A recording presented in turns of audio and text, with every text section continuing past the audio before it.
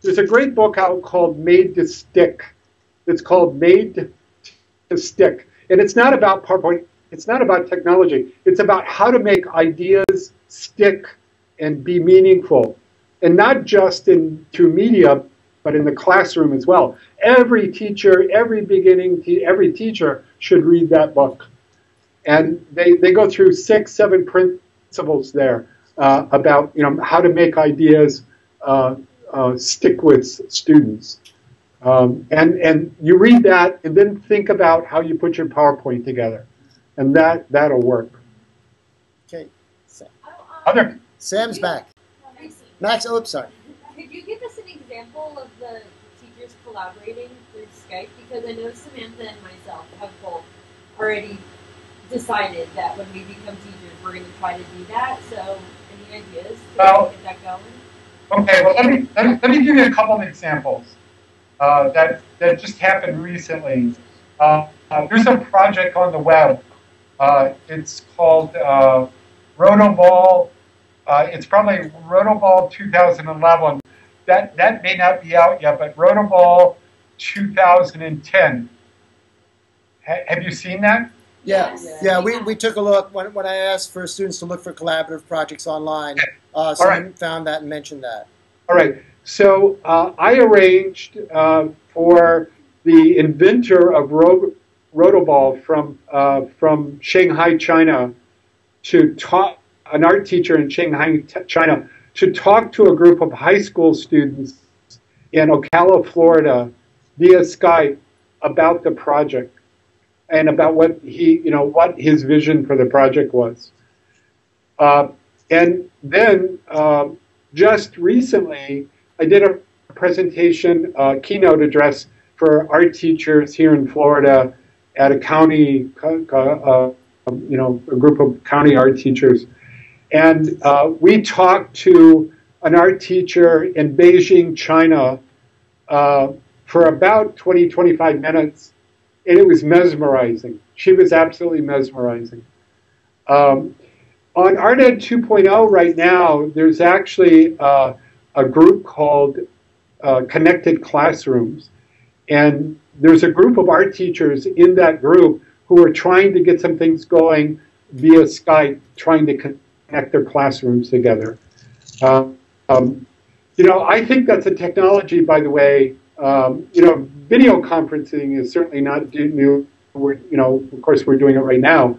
But I think there's going to be a lot of things happen with that, particularly now that Microsoft has bought Skype. And I think that's going to open up a lot of possibilities. And of course, there's also possibilities on the Mac.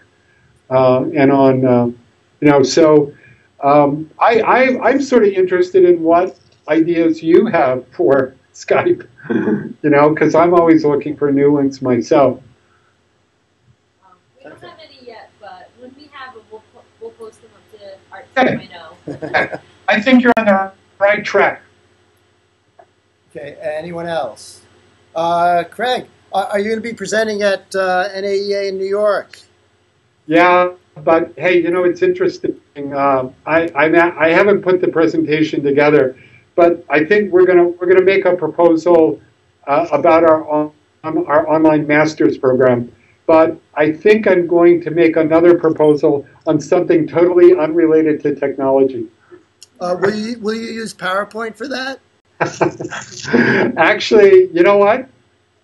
Interesting enough, I made a presentation 2 years ago at National on how to make better basically how to make your PowerPoint stick, how to make better conference presentations using PowerPoint.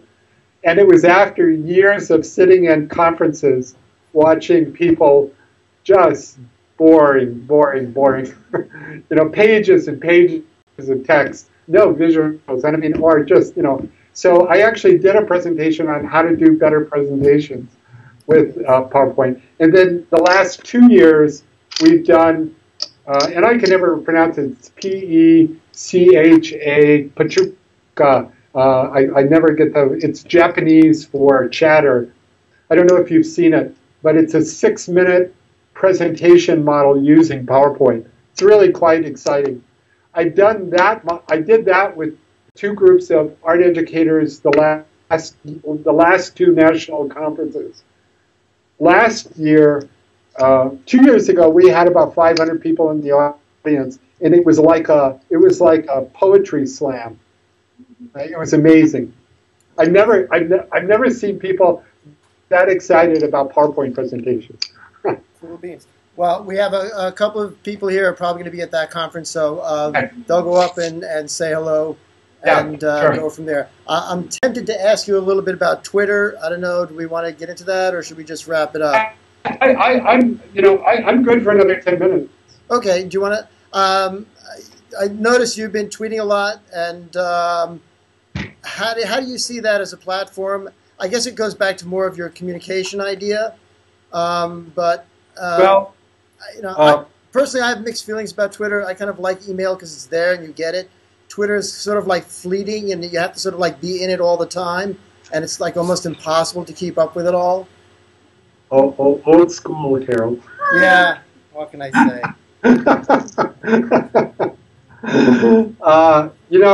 It's funny. I was on Twitter just this, the month it opened up. I mean, I've been on Twitter. I've been a fan for a long, long time, and it gives me access. Here's the interesting thing: what Twitter has done. It's become, for me, a major news source.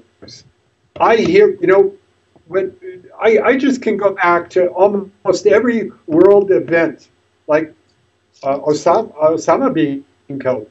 Almost every world event over the last 3 years, I heard about it on Twitter before I saw it on the news or any other source. So putting aside just my own professional connections with Twitter, it's just become a major news source for me. So I mean, that's one of the uses. The other thing is, it's given me access. Well, once again, it's part of my personal learning network, professional network. I have access to a group of people there that I just wouldn't have access to any other way, or I wouldn't have as quick access.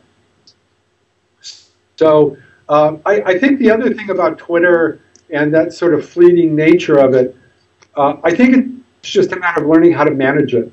There are a lot of tools available.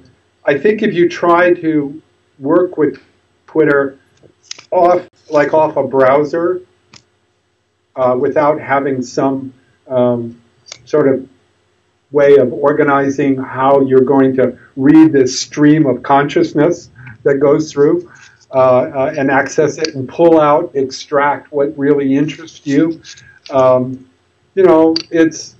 I can see where it would almost seem useless.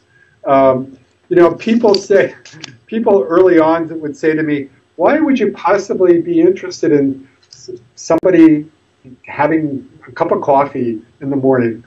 Well, I'm not, and I don't listen to those kinds of people. I don't access them. My own network is, people who I find interesting. And so I'm not saying they're always interesting, and I'm sure I'm not always interesting. But more or less, it's the people it's the network that you build there. It's not the tool. Once again, it's who you connect to. And that's what's meaningful. I mean, a lot of the people I have access through Twitter are also people I know through ArtEd 2.0. I think if I wasn't on Twitter, I'd probably be doing Facebook. But Twitter